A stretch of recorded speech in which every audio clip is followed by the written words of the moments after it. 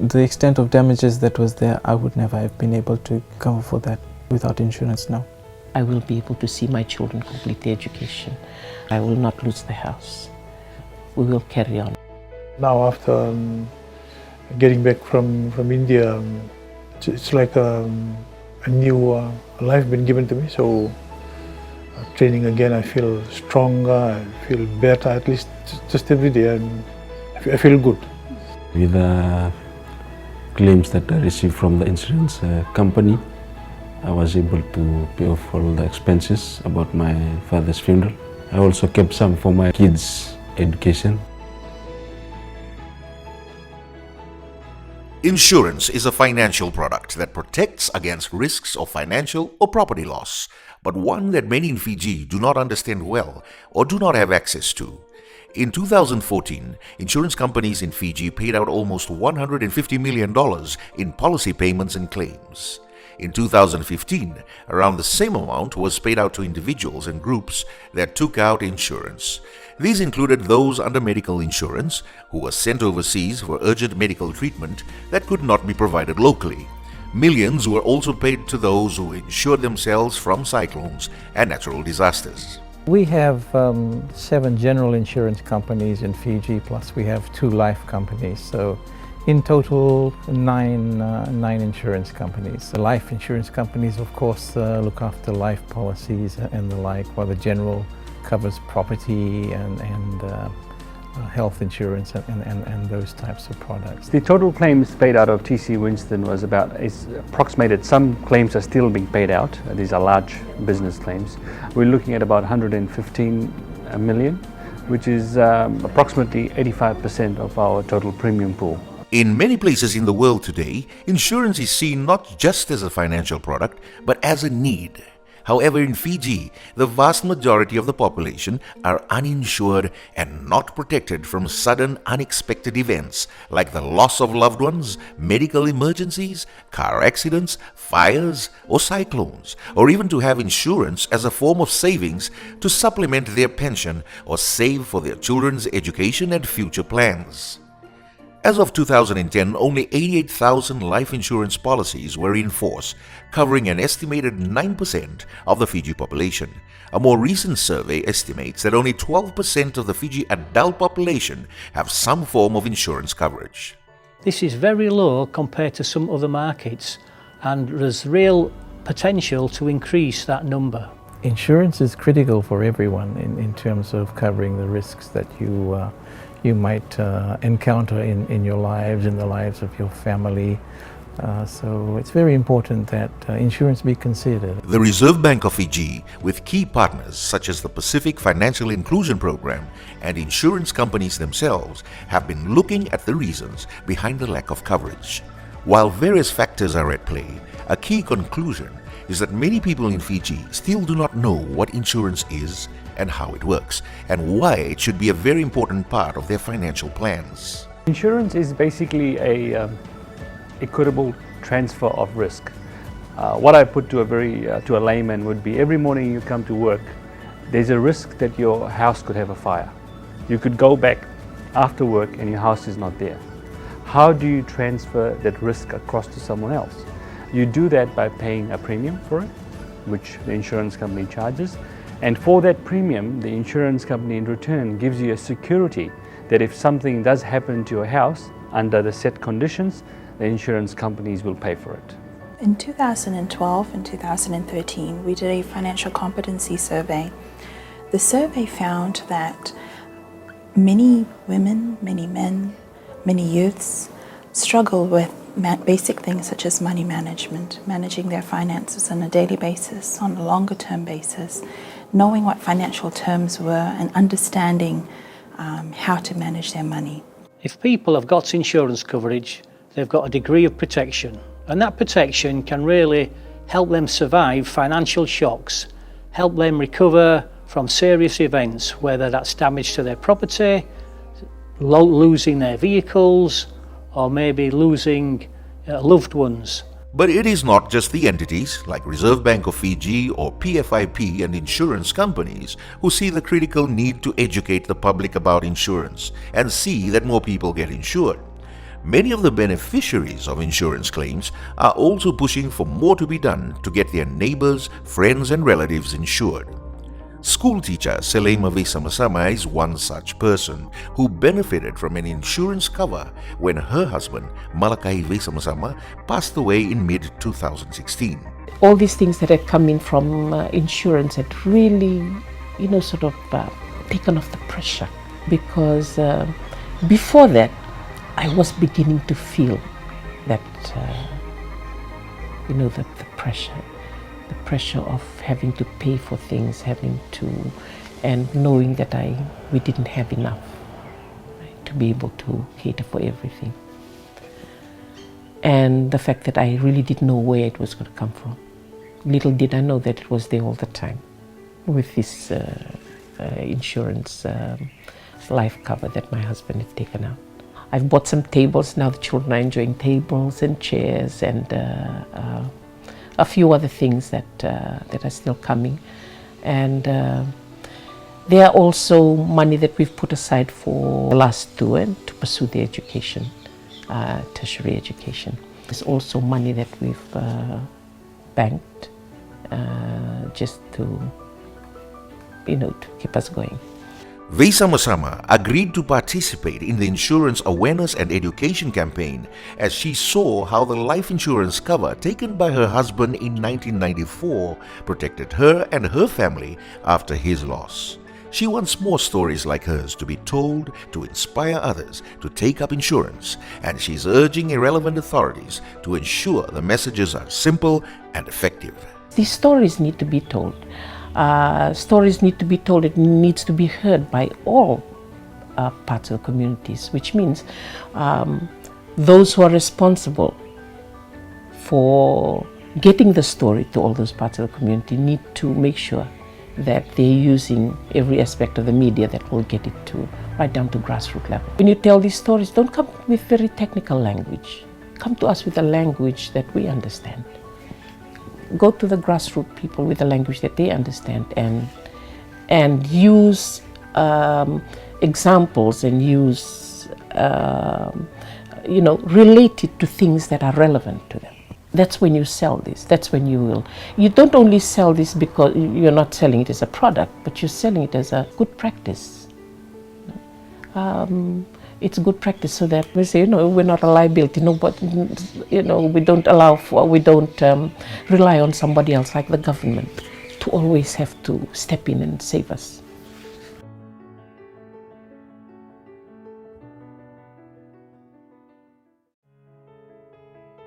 Rajan Jatan is another person who is happy to tell his story to show the benefits of insurance after his car was involved in a devastating accident.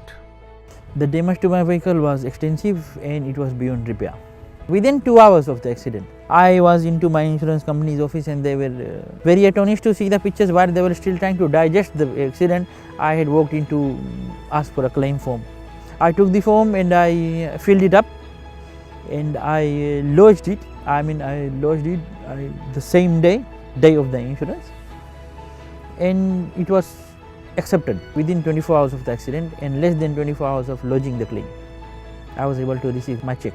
It was a very good part of me to have the cover done for the vehicle, and that the insurance company also did their part as per our contract, and we had done the settlement. Insurance also helped Raki couple Vinal and Evelyn Kumar rebuild their lives after Cyclone Winston caused $75,000 worth of damage to their newly built home, which they had only lived a few months in. My thoughts was that, it's the insurance company. They would try and not pay because it's an expense to them.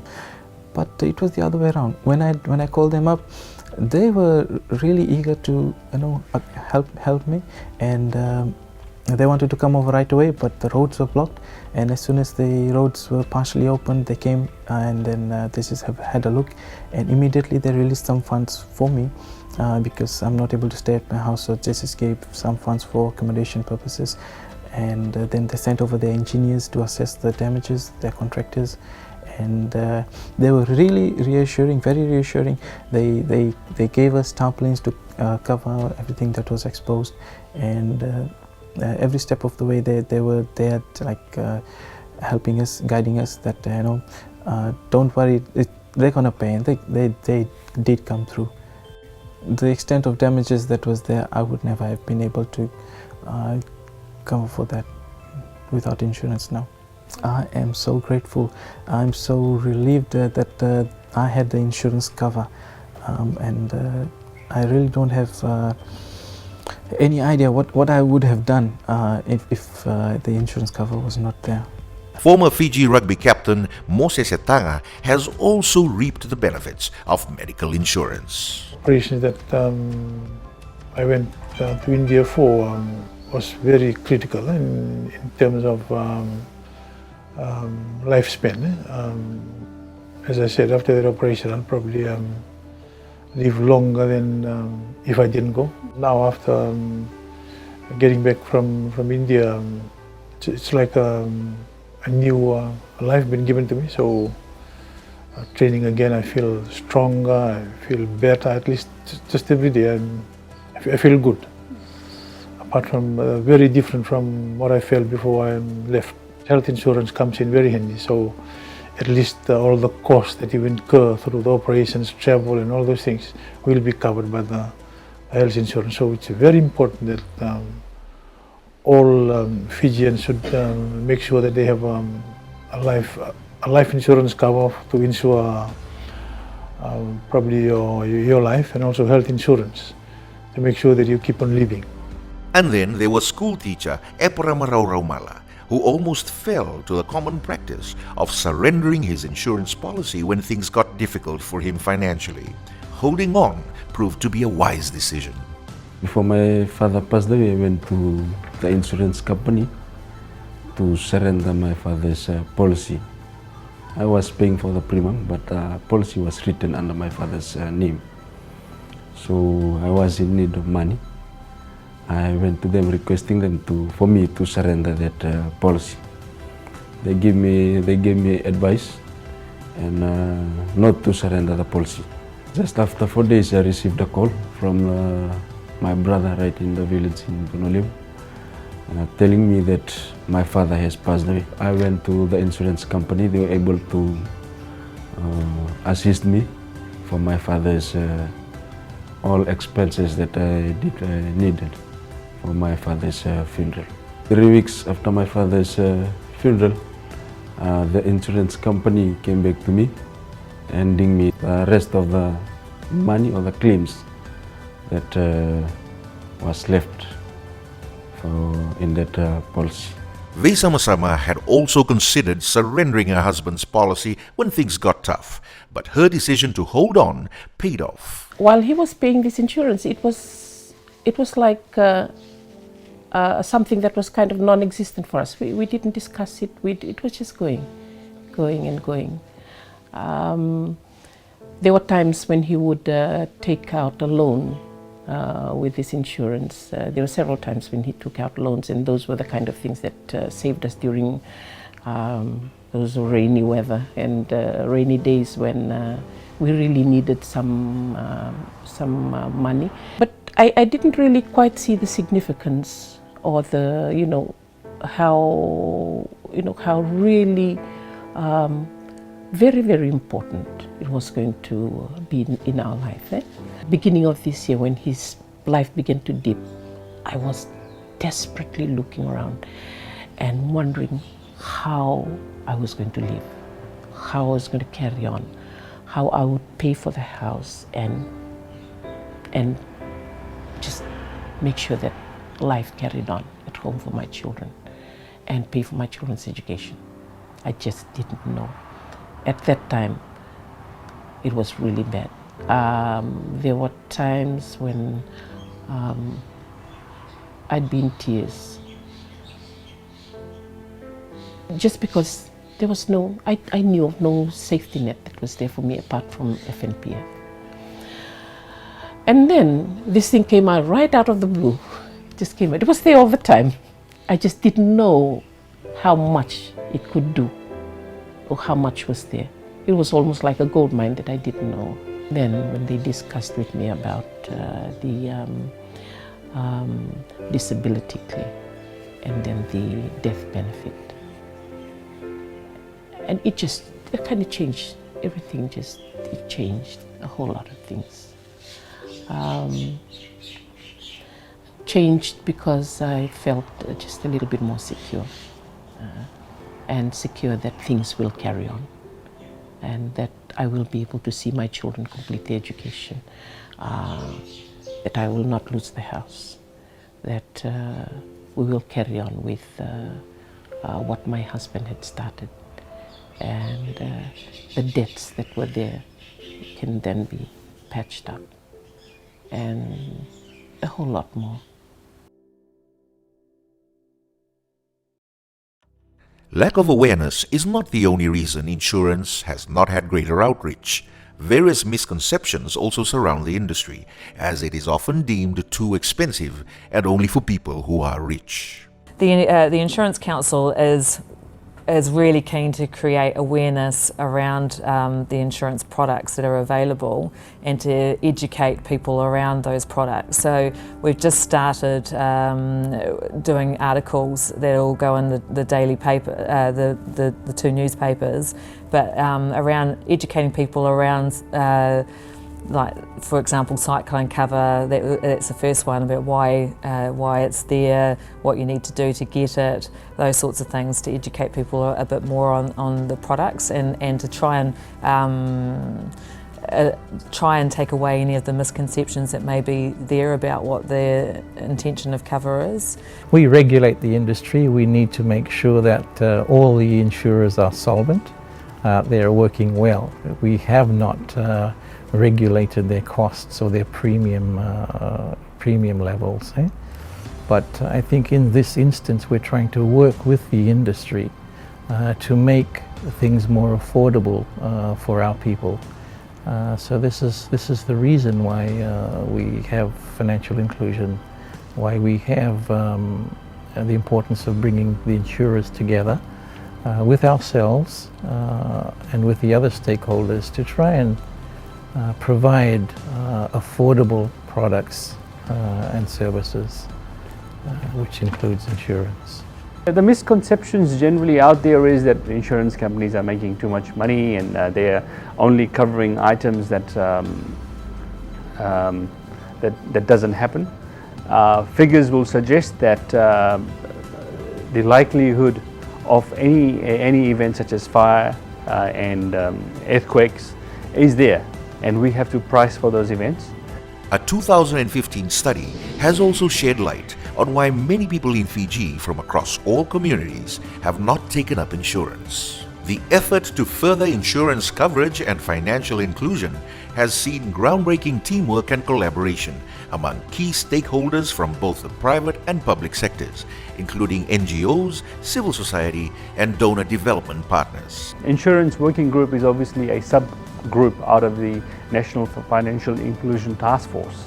Our remits basically are to make Fiji financially more inclusive. That's the bigger picture. As far as the working group is concerned, we got to drive the same message as far as insurance is concerned, to get more Fijians insured. As mentioned already, just under 10% of households in Fiji are insured. So the working group's job is to basically ensure that the numbers increase. To ensure there is more financial inclusion, the Reserve Bank of Fiji is developing regulations to enable the development and provision of inclusive insurance products. It's a normal procedure in terms of oversight of the insurers. At the end of the day, it's to ensure that the insurers, in this case, are solvent, and the policyholders are covered in terms of what they already have in terms of their policies with the insurers. In another pioneering move, the industry is currently working to develop inclusive insurance products within the Inclusive Insurance Working Group that was set up under the National Financial Inclusion Task Force. These new insurance products will be launched shortly, together with a public education program to raise awareness and understanding of insurance. We have come up with a product that addresses the key issue highlighted by our survey, which is affordability. We are currently in the process of drafting a product which we intend charging $50 for the year, and will provide $10,000 worth of cover, $3,000 for the household, $3,000 for personal accident, $3,000 for death, and another $1,000 for medical, giving you your $10,000 package. So that would make the policy fairly affordable. To get the public prepared for the launch of these insurance products, the RBF and PFIP are undertaking a campaign to raise awareness, featuring real-life stories such as those of Vesa Masama, Jatan and the Kumars, among others. The focus is to make a breakthrough in getting people aware of what insurance is, how it works, and why it is important for them. This campaign will launch in the coming week and will involve TV ads, radio ads, a Facebook page, and other awareness material which a combined industry team have been looking at over the last few weeks. This campaign is targeting those people who we think are most likely to make a decision and be able to do something about insurance, and telling people that insurance is affordable and that there is a product out there for you. You know, if you just need to shop around and talk to people. The focus of this effort is to ensure that the public is introduced to the concept of insurance. And for those that have experienced the benefits of insurance, the message is clear. There's only one life, and health insurance ensures that you continue to be looked after, even in cases where you fall sick, in cases you have some conditions that cannot be treated in Fiji. There's a chance to go overseas and have another go at life. I would encourage everyone, especially youths, to take up insurance, because we do not know what will happen next in our life. I urge everyone to have insurance cover on their investments. It will make our lives much better and easier. The back of the mind, you know that if anything's going to happen, the insurance company will cover for it. So you don't have to worry about all those things. And that's a big load off your mind, a big load off your chest. If you have a family, take out insurance. Please remember, you know, these things can happen to any of us. It can happen to you today, it can happen to you next week, it can happen to you next month.